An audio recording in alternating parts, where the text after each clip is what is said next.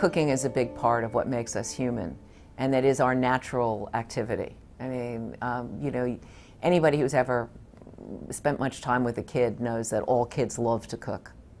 When you're cooking at 6, 7, 8, everybody thinks it's adorable. And they tell you, no matter how horrible it is, they tell you how great it is.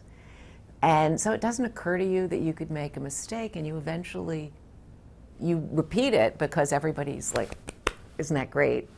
And you become a good cook through cooking. And you can't expect too much of yourself the first few times. We in the media, and I take a certain amount of responsibility for this, have frightened people away from cooking. And so the first thing I would say is, don't think you have to make perfect meals. Don't be afraid of making mistakes. We do so much result-oriented cooking where, you know, we're so concerned about what we're going to end up with that we don't pay attention to the journey. And cooking is an adventure, and you know, if you make a mistake with something that you cook, it's a meal. You know, there's another one a few hours later. I mean, big deal.